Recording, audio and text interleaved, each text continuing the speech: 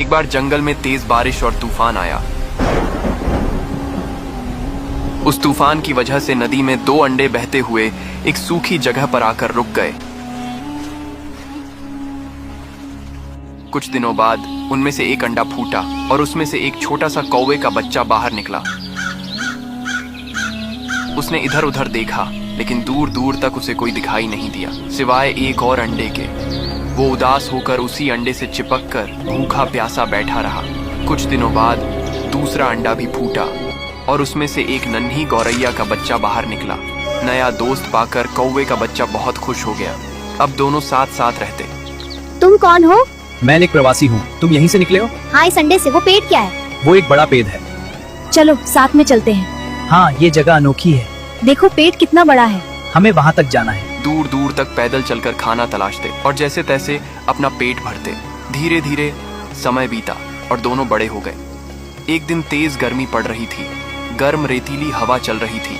गौरैया को कहीं भी खाना और पानी नहीं मिला। वो भूख प्यास से बेहाल हो गई और वहीं जमीन पर बेहोश होकर गिर पड़ी। उसकी सांसें लगभग थम सी गई थीं। तभी कौवा उसे ढूंढता हुआ वहां पहुंचा। उसने उसे उठाने की कोशिश की, लेकिन वो बेजान सी पड़ी थी। कौवा उसे तुरंत उठाकर एक पेड़ की छाया में ले गया।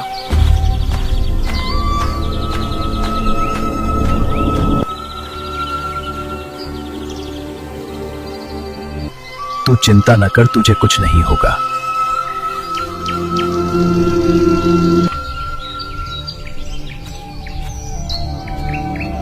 और पास के तालाब से पेड़ के पत्ते में पानी भर कर लाया। उसने धीरे धीरे पानी गौरैया के मुंह पर डाला। कुछ ही देर में गौरैया को होश आने लगा। फिर कौवा तालाब के पास गया, मिट्टी खोदकर कुछ केंचुए निकाले और उसे खिलाया।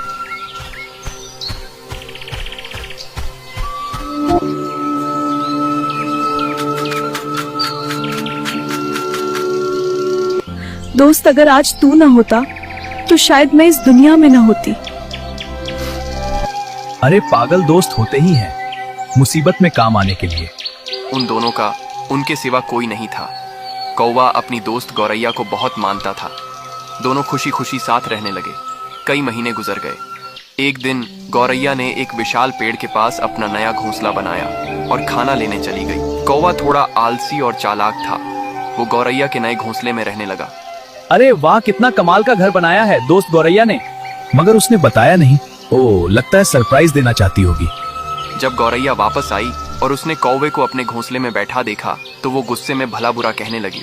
ये मेरा घोंसला है कौवे, बिना पूछे यहाँ रहने की हिम्मत कैसे हुई तुम्हारी?